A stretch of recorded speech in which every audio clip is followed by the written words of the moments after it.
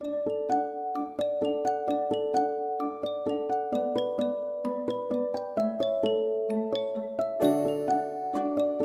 தி Lord. நாள் 78, March 19ஆம் தேதிக்கான வேத பகுதி 1 சாமுவேல் 17ஆம் அதிகாரம் முதல் 20ஆம் அதிகாரம் வரை. அதிகாரம் 17. பெலிஸ்தர் யுத்தம் பண்ணுகிறதற்கு தங்கள் சேனைகளை சேர்த்து யூதாவிலுள்ள சோக்கோவிலே ஒருமித்து கூடி சோக்கோவுக்கும் அசக்காவுக்கும் நடுவே இருக்கிற ஏபேஸ் தம்மீமிலே பாளையம் இறங்கினார்கள். சவுலும் இஸ்ரவேல் மனுஷரும் ஒருமித்து கூடி ஏலா பள்ளத்தாக்கிலே பாளையம் இறங்கி பெலிஸ்தருக்கு எதிராக யுத்தத்திற்கு அணிவகுத்து நின்றார்கள். பெலிஸ்தர் அந்த பக்கத்தில் ஒரு மலையின் மேலும் இஸ்ரவேலர் இந்த பக்கத்தில் ஒரு மலையின் மேலும் நின்றார்கள். அவர்கள் நடுவே பள்ளத்தாக்கு இருந்தது. அப்பொழுது காத் ஊரானாகிய கோலியாத் என்னும் பேருள்ள ஒரு வீரன் பெலிஸ்தரின் பாளையத்திலிருந்து புறப்பட்டு வந்து நடுவே நிற்பான். அவன் உயரம் 6 முழமும் 1 ஜாணுமாம். அவன் தன் தலையின் மேல் வெண்கல சீராவை போட்டு ஒரு போர்க்கவசம் தரித்து கொண்டிருப்பான். அந்த கவசத்தின் நிறை 5000 சேக்கலான வெண்கலமாயிருக்கும். அவன் தன் கால்களிலே வெண்கல கவசத்தையும் தன் தோள்களின் மேல் வெண்கல கேடயத்தையும் தரித்திருப்பான். அவனுடைய ஈட்டி தாங்கு நெசவுக்காரரின் படைமரத்தின் கனதியும் அவன் ஈட்டியின் அலகு 600 சேக்கல் இரும்புமாயிருக்கும். பரிசை பிடிக்கிறவன் அவனுக்கு முன்பாக நடப்பான். அவன் வந்து நின்று இஸ்ரவேல் சேனைகளை பார்த்து சத்தமிட்டு, நீங்கள் யுத்தத்திற்கு அணிவகுத்து நிற்கிறது என்ன? நான் பெலிஸ்தன் அல்லவா? நீங்கள் சவுலின் சேவகர் அல்லவா? உங்களில் ஒருவனை தெரிந்து கொள்ளுங்கள், அவன் என்னிடத்தில் வரட்டும். அவன் என்னோடே யுத்தம் பண்ணவும் என்னை கொல்லவும் சமர்த்தனானால் நாங்கள் உங்களுக்கு வேலைக்காரராய் இருப்போம். நான் அவனை ஜெயித்து அவனை கொல்வேனானால் நீங்கள் எங்களுக்கு வேலைக்காரராயிருந்து எங்களை சேவிக்க வேண்டும் என்று சொல்லி, பின்னும் அந்த பெலிஸ்தன், நான் இன்றைய தினம் இஸ்ரவேலுடைய சேனைகளை நிந்தித்தேன். நாம் ஒருவரோடு ஒருவர் யுத்தம் பண்ண ஒருவனை விடுங்கள் என்று சொல்லிக் கொண்டு வருவான். சவுலும் இஸ்ரவேலர் அனைவரும் அந்த பெலிஸ்தனுடைய வார்த்தைகளை கேட்டு கலங்கி மிகவும் பயப்பட்டார்கள். தாவீது என்பவன் யூதாவிலுள்ள பெத்லெகேம் ஊரானாகிய ஈசா என்னும் பேருள்ள எப்ராத்திய மனுஷனுடைய குமாரனாய் இருந்தான். ஈசாய்க்கு 8 குமாரர் இருந்தார்கள். இவன் சவுலின் நாட்களிலே மற்ற ஜனங்களுக்குள்ளே வயது சென்ற கிழவனாய் மதிக்கப்பட்டான். ஈசாயுடைய 3 மூத்த குமாரர் சவுலோடே கூட யுத்தத்திற்கு போயிருந்தார்கள். யுத்தத்திற்கு போயிருந்த அவனுடைய 3 குமாரரில் மூத்தவனுக்கு எலியாப் என்றும், 2ஆம் குமாரனுக்கு அபினதாப் என்றும், 3ஆம் குமாரனுக்கு சம்மா என்றும் பேர். தாவீது எல்லாருக்கும் இளையவன். மூத்தவர்களாகிய அந்த 3 பேரும் சவுலோடே கூட போயிருந்தார்கள். தாவீது சவுலை விட்டு திரும்பி போய் பெத்லெகேமில் இருக்கிற தன் தகப்பனுடைய ஆடுகளை மேய்த்து கொண்டிருந்தான். அந்த பெலிஸ்தியன் காலையிலும் மாலையிலும் 40 நாள் வந்து வந்து நிற்பான். ஈசாய் தன் குமாரனாகிய தாவீதை நோக்கி, உன் சகோதரருக்கு இந்த ஒரு மரக்கால் வறுத்த பயிற்றையும் இந்த 10 அப்பங்களையும் எடுத்துக்கொண்டு பாளையத்தில் இருக்கிற உன் சகோதரிடத்தில் ஓட்டமாய் போய் இந்த 10 பால் கட்டிகளை 1000 பேருக்கு அதிபதியானிடத்தில் கொடுத்து, உன் சகோதரர் சுகமாயிருக்கிறார்களா என்று விசாரித்து அவர்களிடத்தில் அடையாளம் வாங்கி கொண்டு வா என்றான். அப்பொழுது சவுலும் அவர்களும் இஸ்ரவேலர் எல்லாரும் ஏலா பள்ளத்தாக்கிலே பெலிஸ்தரோடு யுத்தம் பண்ணி கொண்டிருந்தார்கள். தாவீது அதிகாலையில் எழுந்து ஆடுகளை காவலாளி வசமாய் விற்று ஈசாய் தனக்கு கற்பித்தபடியே எடுத்து கொண்டு போய் ரதங்கள் இருக்கிற இடத்திலே வந்தான். சேனைகள் அணிவகுத்து நின்று யுத்தத்திற்கென்று ஆர்ப்பரித்தார்கள். இஸ்ரவேலரும் பெலிஸ்தியரும் ஒருவருக்கு எதிராக ஒருவர் அணிவகுத்து கொண்டிருந்தார்கள். அப்பொழுது தாவீது தான் கொண்டு வந்தவைகளை இறக்கி ரஸ்துக்களை காக்கிறவன் வசமாக வைத்துவிட்டு சேனைக்குள் ஓடி தன் சகோதரரை பார்த்து, சுகமாயிருக்கிறீர்களா என்று கேட்டான். அவன் இவர்களுடைய பேசிக் கொண்டிருக்கையில், இதோ காத் ஊரானாகிய கோலியாத் என்னும் பேருள்ள அந்த பெலிஸ்து வீரன் பெலிஸ்தரின் சேனைகளிலிருந்து எழும்பி வந்து நின்று முன் சொன்ன வார்த்தைகளையே சொன்னான். அதை தாவீது கேட்டான். இஸ்ரவேலர் எல்லாரும் அந்த மனுஷனை காணும்போது மிகவும் பயப்பட்டு அவன் முகத்துக்கு விலகி ஓடி போவார்கள். அந்நேரத்தில் இஸ்ரவேலர் வந்து நிற்கிற அந்த மனுஷனை கண்டீர்களா? இஸ்ரவேலை நிந்திக்க வந்து நிற்கிறான். இவனை கொல்லுகிறவன் எவனோ அவனை ராஜா மிகவும் ஐஸ்வர்யவானாக்கி அவனுக்கு தம்முடைய குமாரத்தியை தந்து அவன் தகப்பன் வீட்டாருக்கு இஸ்ரவேலிலே சர்வ மானியம் கொடுப்பார் என்றார்கள். அப்பொழுது தாவீது தன் அண்டையிலே நிற்கிறவர்களை பார்த்து, இந்த பெலிஸ்தனை கொன்று இஸ்ரவேலுக்கு நேரிட்ட நிந்தையை நீக்குகிறவனுக்கு என்ன செய்யப்படும்?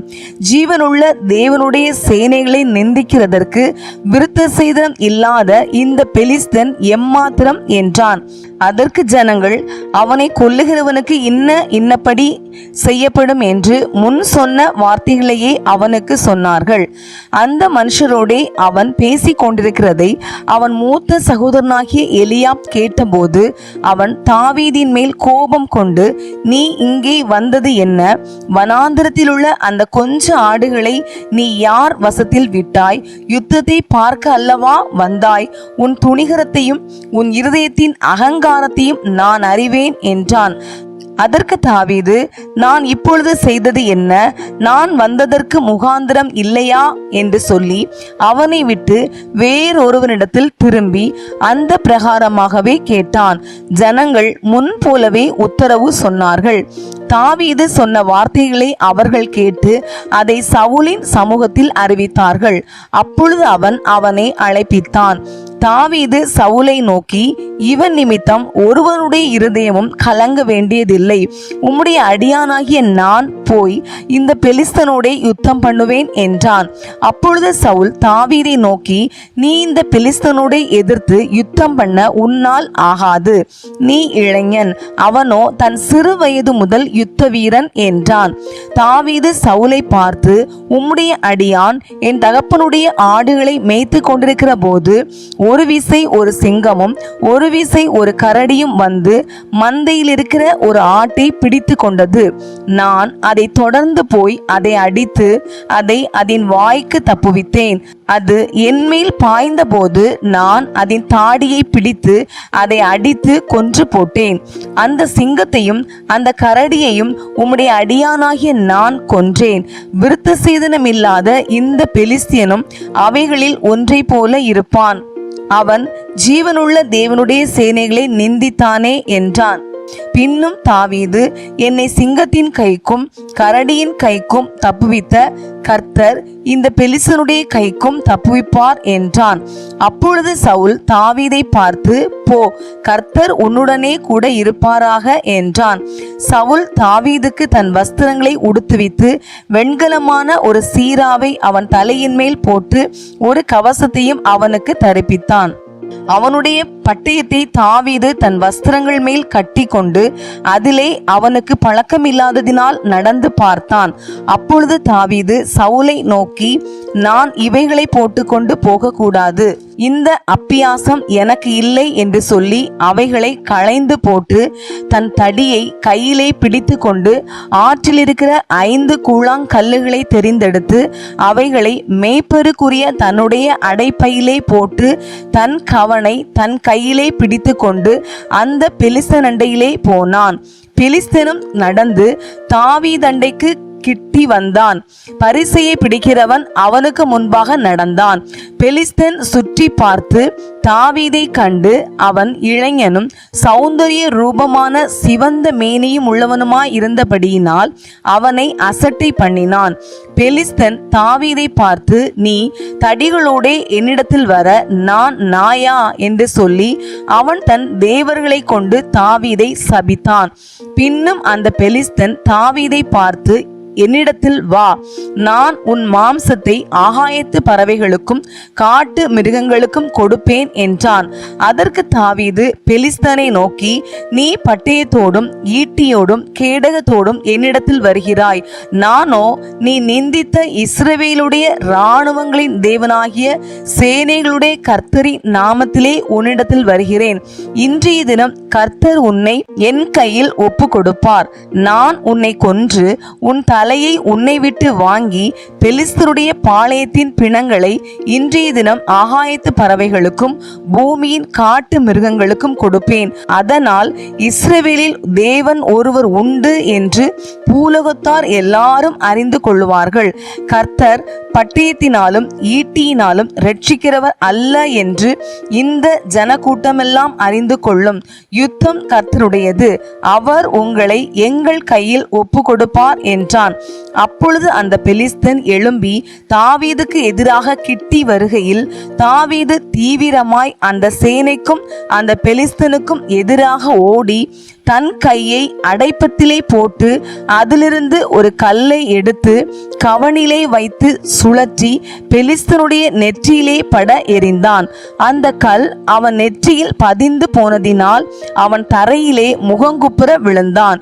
இவ்விதமாக தாவீது ஒரு கவனினாலும் ஒரு கல்லினாலும் பெலிஸ்தனை மேற்கொண்டு அவனை மடங்கடித்து அவனை கொன்று போட்டான். தாவீதின் கையில் பட்டயம் இல்லாதிருந்தது. ஆகையால் தாவீது பெலிஸ்தனண்டையில் ஓடி அவன் மேல் நின்று அவன் பட்டயத்தை எடுத்து அதை அதன் உறையிலிருந்து உருவி அவனை கொன்று அதனாலே அவன் தலையை வெட்டி போட்டான். அப்பொழுது தங்கள் வீரன் செத்து போனான் என்று பெலிஸ்தியர் கண்டு ஓடி போனார்கள். அப்பொழுது இஸ்ரவேலரும் யூதா மனுஷரும் எழும்பி ஆர்ப்பரித்து பள்ளத்தாக்கின் எல்லை மட்டும் எக்ரோனின் வாசல்கள் மட்டும் பெலிஸ்தரை துரத்தினார்கள். சாராயிமின் வழியிலும் காத் பட்டணம் மட்டும் எக்ரோன் பட்டணம் மட்டும் பெலிஸ்தர் வெட்டுண்டு விழுந்தார்கள். இஸ்ரவேல் புத்திரர் பெலிஸ்தரை மூர்க்கமாய் துரத்தின பிற்பாடு திரும்பி வந்து அவர்களுடைய பாளையங்களை கொள்ளையிட்டார்கள். தாவீது பெலிஸ்தனுடைய தலையை எடுத்து அதை எருசலேமுக்கு கொண்டு வந்தான். அவன் ஆயுதங்களையோ தன் கூடாரத்திலே வைத்தான். தாவீது பெலிஸ்தீனுக்கு எதிராக புறப்பட்டு போகிறதை சவுல் கண்டபோது அவன் சேனாபதியாகிய அப்னேரை பார்த்து, அப்னேரே, இந்த வாலிபன் யாருடைய மகன் என்று கேட்டான். அதற்கு அப்னேர், ராஜாவே, எனக்கு தெரியாது என்று உம்முடைய ஜீவனை கொண்டு சொல்லுகிறேன் என்றான். அப்பொழுது ராஜா, அந்த பிள்ளையாண்டான் யாருடைய மகன் என்று விசாரி என்றான். தாவீது பெலிஸ்தனை கொன்று திரும்புகையில் அப்னேர் அவனை சவுலுக்கு முன்பாக அழைத்து கொண்டு போய் விட்டான். பெலிஸ்தனுடைய தலை அவன் கையில் இருந்தது. அப்பொழுது சவுல், வாலிபனே, நீ யாருடைய மகன் என்று அவனை கேட்டதற்கு தாவீது, நான் பெத்லெகேம் ஊரானா இருக்கிற உம்முடைய அடியானாகிய ஈசாயின் மகன் என்றான். அதிகாரம் 18. அவன் சவுலோடே பேசி முடிந்த பின்பு யோனத்தானுடைய ஆத்துமா தாவீதின் ஆத்துமாவோடே ஒன்றாய் இசைந்திருந்தது. யோனத்தான் அவனை தன் உயிரை போல சிநேகித்தான். சவுல் அவனை அவன் தகப்பன் வீட்டிற்கு திரும்பி போக ஒட்டாமல் அன்று முதல் தன்னிடத்தில் வைத்து கொண்டான். யோனத்தான் தாவீதை தன் ஆத்துமாவை போல சிநேகித்ததினால் அவனும் இவனும் உடன்படிக்கை பண்ணி கொண்டார்கள். யோனத்தான் போர்த்து கொண்டிருந்த சால்வையை கழற்றி அதையும் தன் வஸ்திரத்தையும் தன் பட்டயத்தையும் தன் வில்லையும் தன் கச்சையையும் கூட தாவீதுக்கு கொடுத்தான். தாவீது சவுல் தன்னை அனுப்புகிற எவ்விடத்திற்கும் போய் புத்தியாய் காரியத்தை நடப்பித்ததினால் சவுல் அவனை யுத்த மனுஷரின் மேல் அதிகாரியாக்கினான். அவன் எல்லா ஜனத்தின் கண்களுக்கும் சவுலுடைய ஊழியக்காரரின் கண்களுக்கும் கூட பிரியமாயிருந்தான்.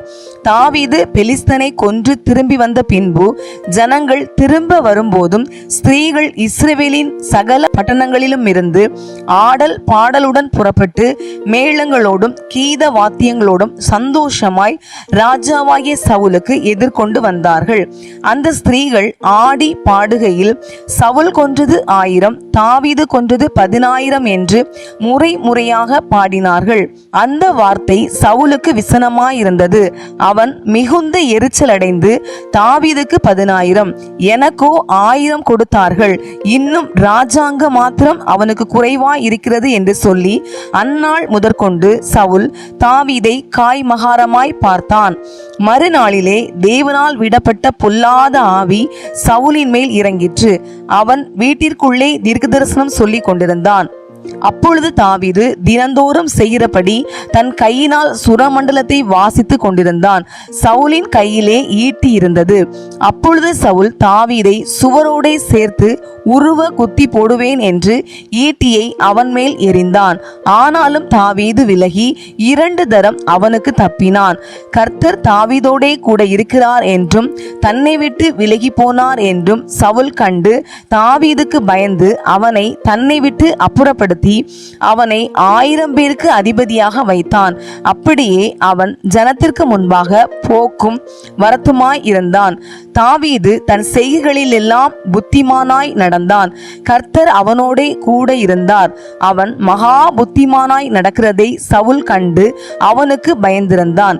இஸ்ரவேலரும் யூதா ஜனங்களுமாகிய யாவரும் தாவீதை சிநேகித்தார்கள். அவர்களுக்கு முன்பாக அவன் போக்கும் வரத்துமாய் இருந்தான். என் கை அல்ல, பெலிஸ்தரின் கையே அவன் மேல் விழட்டும் என்று சவுல் நினைத்து கொண்டு சவுல் தாவீதை நோக்கி, இதோ என் மூத்த குமாரத்தியாகிய மேராவை உனக்கு மனைவியாக கொடுப்பேன். நீ எனக்கு நல்ல சேவகனாய் மாத்திரம் இருந்து கர்த்தருடைய யுத்தங்களை நடத்து என்றான். அப்பொழுது தாவீது சவுலை பார்த்து, ராஜாவுக்கு மருமகனாகிறதற்கு நான் எம்மாத்திரம், என் ஜீவன் எம்மாத்திரம், இஸ்ரவேலிலே என் தகப்பன் வம்சமும் எம்மாத்திரம் என்றான். சவுலின் குமாரத்தியாக மேராப் தாவீதுக்கு கொடுக்கப்படும் காலம் வந்தபோது அவள் மேகோலாத்தியனாகிய ஆதரியேலுக்கு மனைவியாக கொடுக்கப்பட்டாள். சவுலின் குமாரத்தியாகிய மீகாள் தாவீதை நேசித்தாள். அது சவுலுக்கு அறிவிக்கப்பட்ட போது அது அவனுக்கு சந்தோஷமாய் இருந்தது. அவள் அவனுக்கு கண்ணியாய் இருக்கவும் பெலிஸ்தரின் கை அவன் மேல் விழவும் அவளை அவனுக்கு கொடுப்பேன் என்று சவுல் எண்ணி தாவீதை நோக்கி, நீ என்னுடைய 2ஆம் குமாரத்தியினால் இன்று எனக்கு மருமகனாவாய் என்றான். பின்பு சவுல் தன் ஊழியக்காரரை பார்த்து, நீங்கள் தாவீதோடே ரகசியமாய் பேசி, இதோ ராஜா உன்மேல் பிரியமாய் இருக்கிறார், அவருடைய ஊழியக்காரர் எல்லாரும் உம்மை சிநேகிக்கிறார்கள், இப்போதும் நீர் ராஜாவுக்கு மருமகனானால் நலம் என்று சொல்லுங்கள் என்று கற்பித்தான். சவுலின் ஊழியக்காரர் இந்த வார்த்தைகளை தாவீதின் செவிகள் கேட்க பேசினார்கள். அப்பொழுது தாவீது, நான் ராஜாவுக்கு மருமகனாகிறது லேசான காரியமா? நான் எளியவனும் அற்பமாய் எண்ணப்பட்டவனும் இருக்கிறேன் என்றான். தாவீது இன்னபடி சொன்னான் என்று சவுலின் ஊழியக்காரர் அவனுக்கு அறிவித்தார்கள். அப்பொழுது சவுல், ராஜா பரிசத்தை விரும்பாமல் பெலிஸ்தரின் 100 நுனித்தோள்களினால் ராஜாவின் சத்துருக்களிடத்தில் பழிவாங்க விருப்பமாய் இருக்கிறார் என்று தாவீதுக்கு சொல்லுங்கள் என்றான். தாவீதை பெலிஸ்தரின் கையினால் விழ பண்ணுவதே சவுலுடைய எண்ணமாய் இருந்தது. அவன் ஊழியக்காரர் தாவீதுக்கு இந்த வார்த்தைகளை சொன்னபோது ராஜாவுக்கு மருமகன் ஆகிறது தாவீதுக்கு பிரியமாய் இருந்தது.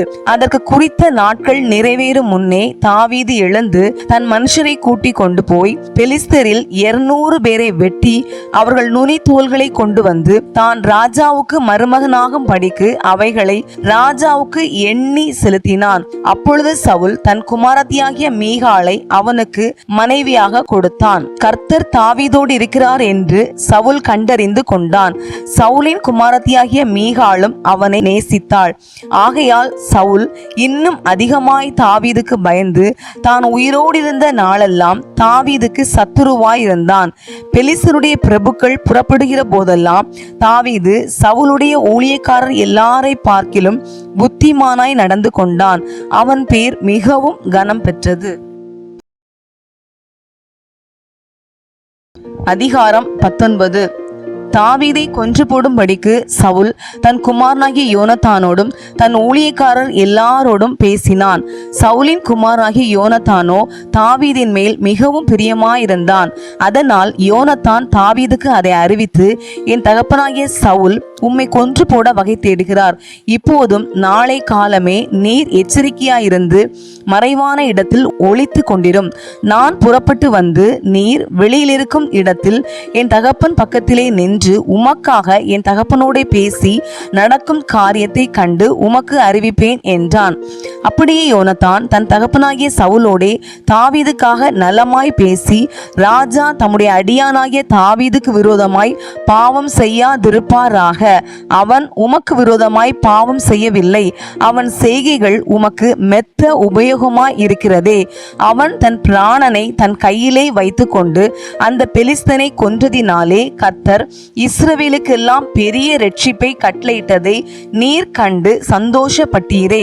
இப்போதும் முகாந்திரமில்லாமல் தாவீதை கொல்லுகிறதினால் குற்றமில்லாத இரத்தத்திற்கு விரோதமாக நீர் பாவம் செய்வானேன் என்றான். சவுல் யோனத்தானுடைய சொல்லை கேட்டு அவன் கொலை செய்யப்படுவதில்லை என்று கர்த்தருடைய ஜீவனை கொண்டு ஆணையிட்டான். பின்பு யோனத்தான் தாவீதை அழைத்து அந்த வார்த்தைகளையெல்லாம் அவனுக்கு அறிவித்து அவனை சவுலண்டையிலே கூட்டி கொண்டு போய் விட்டான். அப்படியே அவன் முன்போலவே அவனுடைய சமூகத்தில் இருந்தான். மறுபடியும் ஒரு யுத்தம் உண்டாயிற்று. அப்பொழுது தாவீது புறப்பட்டு போய் பெலிஸ்தரோட யுத்தம் பண்ணி அவர்களுக்குள் மகா சங்காரம் பண்ணினதினால் அவர்கள் அவனுக்கு முன்பாக முறிந்தோடி போனார்கள். கர்த்தரால் விடப்பட்ட பொல்லாத ஆவி சவுலின் மேல் வந்தது. அவன் தன் வீட்டில் உட்கார்ந்து தன் ஈட்டியை கையிலே பிடித்து கொண்டிருந்தான். தாவீது தன் கையினாலே சுரமண்டலம் வாசித்தான். அப்பொழுது சவுல் தாவீதை ஈட்டியினாலே சுவரோடே சேர்த்து உருவ குத்தி போட பார்த்தான். ஆனாலும் இவன் சவுலுக்கு விலகினதினாலே அவன் எறிந்த ஈட்டி சுவரிலே பட்டது. தாவீதோ அன்று ராத்திரி ஓடி போய் தன்னை தப்புவித்து கொண்டான். தாவீதை காவல் பண்ணி மறுநாள் காலமே அவனை கொன்று போடும்படிக்கு சவுல் அவன் வீட்டிற்கு சேவகரை அனுப்பினான். இதை தாவீதுக்கு அவன் மனைவியாகிய மீகாள் அறிவித்து, நீர் இன்று ராத்திரியில் உம்முடைய பிராணனை தப்புவித்து கொள்ளாவிட்டால் நாளைக்கு நீர் கொன்று போடப்படுவீர் என்று சொல்லி மீகாள் தாவீதை ஜன்னல் வழியாய் இறக்கி விட்டாள். அவன் தப்பி ஓடி போனான். மீகாளோ ஒரு சுரூபத்தை எடுத்து கட்டிலின் மேல் வைத்து அதன் தலை மாட்டிலே ஒரு வெள்ளாட்டு தோலை போட்டு துப்பட்டியினால் மூடி வைத்தாள். தாவீதை கொண்டு வர சவுல் சேவகரை அனுப்பின போது அவர் வியாதியாயிருக்கிறார் என்றாள். அப்பொழுது தாவீதை பார்க்கிறதற்கு சவுல் சேவகரை அனுப்பி அவனை கொன்று போடும்படிக்கு கட்டிலோடே அவனை என்னிடத்திற்கு எடுத்துக்கொண்டு வாருங்கள் என்றான். சேவகர் வந்தபோது இதோ சுரூபம் கட்டிலின் மேலும் வெள்ளாட்டு தோல் அதன் தலைமாட்டிலும் கிடக்க கண்டார்கள். அப்பொழுது சவுல், நீ இப்படி என்னை ஏய்த்து என் பகைஞனை தப்புவிட்டு அனுப்பினது என்ன என்று மீகாளிடத்தில் கேட்டான். மீகாள் சவுலை நோக்கி, என்னை போகவிடு, நான் உன்னை ஏன் கொல்ல வேண்டும் என்று அவர் என்னிடத்தில் சொன்னார் என்றாள். தாவீது தப்பி ராமாவில் இருந்த சாமுவேலிடத்திற்கு போய் சவுல் தனக்கு செய்தது எல்லாவற்றையும் அவனுக்கு அறிவித்தான். பின்பு அவனும் சாமுவேலும் போய் நாயோதிலே தங்கியிருந்தார்கள். தாவீது ராமாவுக்கு அடுத்த நாயோதிலே இருக்கிறான் என்று சவுலுக்கு அறிவிக்கப்பட்டது. அப்பொழுது சவுல் தாவீதை கொண்டு வர சேவகரை அனுப்பினான். அவர்கள் தீர்க்கதரிசனம் சொல்லுகிற தீர்க்கதரிசிகளின் கூட்டத்தையும் சாமுவேல் அவர்களின் தலைவனாக நிற்கிறதையும் கண்டார்கள். அப்பொழுது சவுலினுடைய சேவகரின் மேல் தேவனுடைய ஆவி இறங்கினதினால் அவர்களும் தீர்க்கதரிசனம் சொன்னார்கள். இது சவுலுக்கு அறிவிக்கப்பட்ட போது அவன் வேறே சேவகரை அனுப்பினான். அவர்களும் தீர்க்கதரிசனம் சொன்னார்கள். மூன்றாம் தரமும் சவுல் சேவகரை அனுப்பினான். அவர்களும் தீர்க்கதரிசனம் சொன்னார்கள். அப்பொழுது அவனும் ராமாவுக்கு போய் சேக்குவில் இருக்கிற பெரிய கிணற்றண்டையிலே வந்து, சாமுவேலும் தாவீதும் எங்கே என்று கேட்டான். அதோ ராமாவுக்கு அடுத்த நாயோதிலே இருக்கிறார்கள் என்று சொல்லப்பட்டது. அப்பொழுது ராமாவுக்கு அடுத்த நாயோதிற்கு போனான். அவன் மேலும் தேவனுடைய ஆவி இறங்கினதினால் அவன் ராமாவுக்கு அடுத்த நாயோதிலே சேரு மட்டும் தீர்க்க தரிசனம் சொல்லிக்கொண்டே நடந்து வந்து தானும் தன் வஸ்திரங்களை கழற்றி போட்டு சாமுவேலுக்கு முன்பாக தீர்க்க தரிசனம் சொல்லி அன்று பகல் முழுவதும் முழுவதும் வஸ்திரம் இல்லாமல் விழுந்து கிடந்தான். ஆகையினாலே சவுலும் தீர்க்கதரிசிகளில் ஒருவனோ என்பார்கள். அதிகாரம் 20. தாவீது ராமாவுக்கு அடுத்த நாயோதிலிருந்து ஓடிப்போய் யோனத்தான் முன்பாக வந்து, உம்முடைய தகப்பன் என் பிராணனை வாங்க தேடுகிறாரே, நான் செய்தது என்ன? என் அக்கிரமம் என்ன? நான் அவருக்கு செய்த துரோகம் என்ன என்றான். அதற்கு அவன், அப்படி ஒரு காலம் வராது, நீர் சாவதில்லை. இதோ எனக்கு அறிவிக்காமல் என் தகப்பன் பெரிய காரியமானாலும் சிறிய காரியமானாலும் ஒன்றும் செய்கிறதில்லை. இந்த காரியத்தை என் தகப்பன் எனக்கு மறைப்பானேன்? அப்படி இருக்க மாட்டாது என்றான். அப்பொழுது தாவீது, உம்முடைய கண்களில் எனக்கு தயை கிடைத்தது என்று உம்முடைய தகப்பன் நன்றாய் அறிவார். ஆகையால் யோனத்தானுக்கு மனநோவு உண்டாகாதபடிக்கு அவன் இதை அறிய போகாது என்பார். மரணத்திற்கும் எனக்கும் 1 அடி தூரம் மாத்திரம் இருக்கிறது என்று கர்த்தருடைய ஜீவனையும் உம்முடைய ஜீவனையும் கொண்டு நிச்சயமாய் சொல்லுகிறேன் என்று மறுமொழி சொல்லி ஆணையிட்டான்.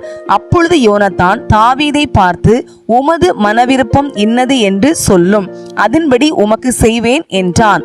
தாவீது யோனத்தானை நோக்கி, இதோ நாளைக்கு அம்மாவாசி, நான் ராஜாவோடே பந்தியிருந்து சாப்பிட வேண்டியதாயிருக்கும். ஆனாலும் நான் 3ஆம் நாள் சாயங்காலம் மட்டும் வெளியிலே ஒளித்திருக்கும்படி எனக்கு உத்தரவு கொடும். உம்முடைய தகப்பன் என்னை குறித்து விசாரித்தால் தன் ஊராகிய பெத்லெகேமிலே தன் குடும்பத்தார் யாவரும் வருஷத்துக்கு ஒரு தரம் பலியிட வருகிறபடியால் தாவீது அவ்விடத்திற்கு போக என்னிடத்தில் வருந்தி கேட்டான் என்று நீர் சொல்லும். அதற்கு அவர், நல்லது என்றால் உம்முடைய அடியானுக்கு சமாதானம் இருக்கும். அவருக்கு எரிச்சல் உண்டானால் அவராலே பொல்லாப்பு தீர்மானப்பட்டிருக்கிறது என்று அறிந்து கொள்வீர். ஆகையால் உம்முடைய அடியானுக்கு தயை செய்ய வேண்டும். கர்த்தருக்கு முன்பாக உம்முடைய அடியானோடே உடன்படிக்கை பண்ணியிருக்கிறீரே. என்னில் ஒரு அக்கிரமம் இருந்ததேயானால் நீரே என்னை கொன்று போடும். நீர் என்னை உம்முடைய தகப்பனிடத்துக்கு கொண்டு போக வேண்டியது என்ன என்றான். அப்பொழுது யோனத்தான், அப்படி உமக்கு வராதிருப்பதாக.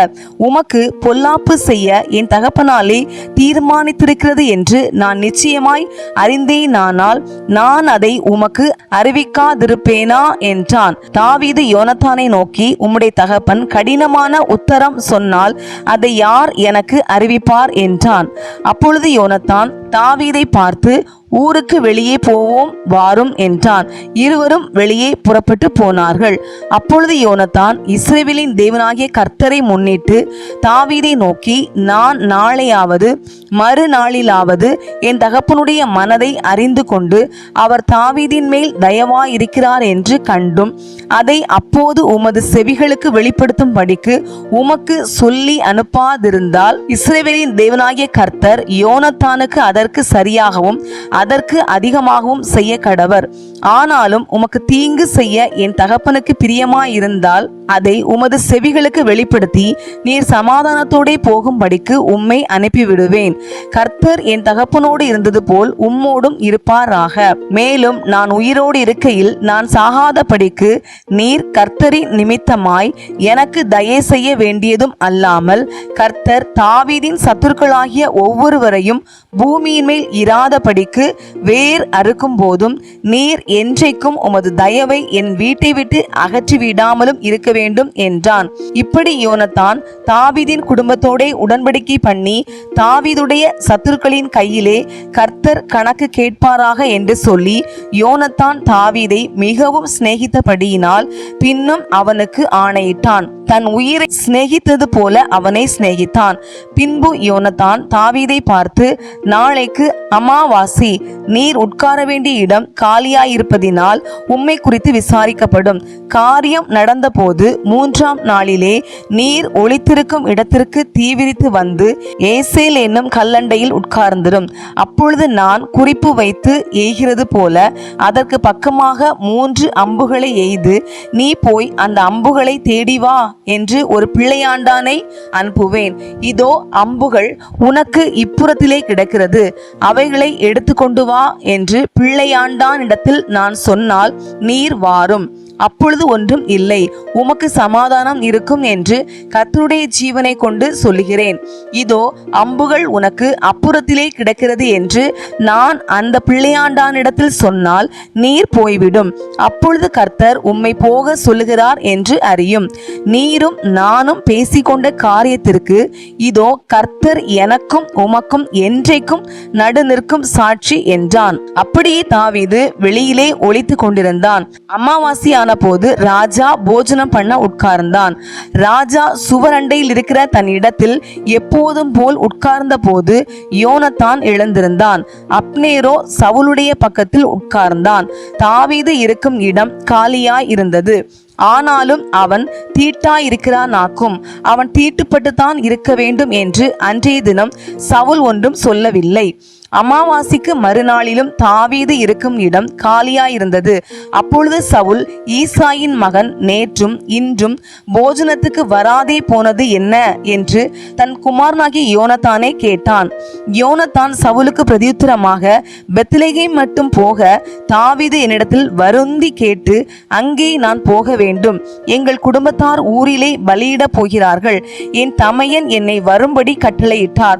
உம்முடைய கண்களில் எனக்கு தயை கிடைத்ததானால் நான் என் சகோதரரை பார்க்கிறதற்கு போக எனக்கு உத்தரவு கொடும் என்றான்.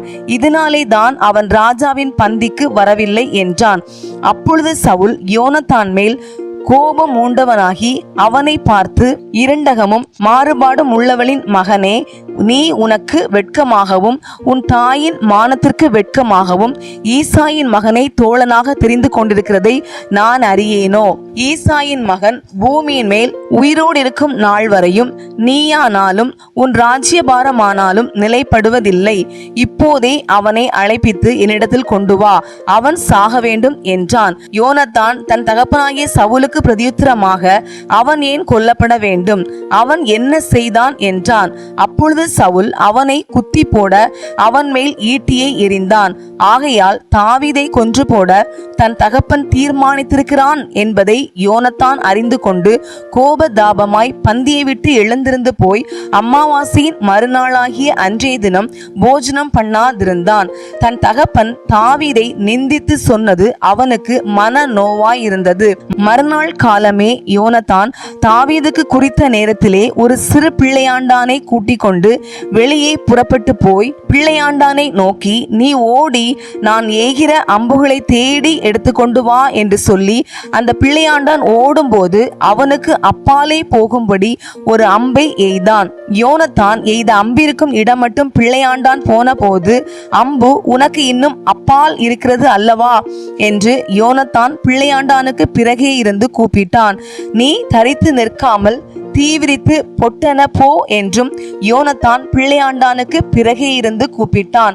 அப்படியே யோனத்தானின் பிள்ளையாண்டான் அம்புகளை பொறுக்கி தன் எஜமானிடத்தில் கொண்டு வந்தான். அந்த காரியம் யோனத்தானுக்கும் தாவீதுக்கும் தெரிந்திருந்ததே அல்லாமல் அந்த பிள்ளையாண்டானுக்கு ஒன்றும் தெரியாதிருந்தது. அப்பொழுது யோனத்தான் தன் ஆயுதங்களை பிள்ளையாண்டானிடத்தில் கொடுத்து, இவைகளை பட்டணத்திற்கு கொண்டு போ என்றான்.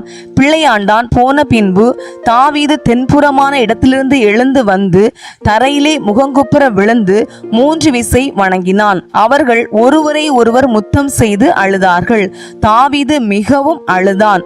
அப்பொழுது யோனத்தான் தாவீதை நோக்கி, நீர் சமாதானத்தோடே போம், கர்த்தர் என்றைக்கும் எனக்கும் உமக்கும் என் சந்ததிக்கும் உமது சந்ததிக்கும் நடு நிற்கும் சாட்சி என்று சொல்லி கர்த்தருடைய நாமத்தை கொண்டு நாம் இருவரும் ஆணையிட்டு கொண்டதை நினைத்து கொள்ளும் என்றான். பின்பு அவன் எழுந்து புறப்பட்டு போனான். யோனத்தானோ பட்டணத்திற்கு போய்விட்டான். இன்றைய நாளுக்கான வேத பகுதி வாசித்து முடிந்தாயிற்று. தேவனுக்கு மகிமை உண்டாவதாக. ஆமேன். இன்றைய நாளின் வேத பகுதியிலிருந்து ஒரு கேள்வி. தாவீது பெலிஸ்தியனை மேற்கொண்டு அவனை மடங்கடித்தது எப்படி? இன்றைய நாளுக்கான வாக்குத்தத்தம் உபாகமம் 26ஆம் அதிகாரம் 19ஆம் வசனம். புகழ்ச்சியிலும் கீர்த்தியிலும் மகிமையிலும் உன்னை சிறந்திருக்கும்படி செய்வேன். இந்த வாக்குத்தத்த வசனத்தின்படி கர்த்தர் நம்ம ஒவ்வொருவரையும் ஆசீர்வதிப்பாராக. ஆமென்.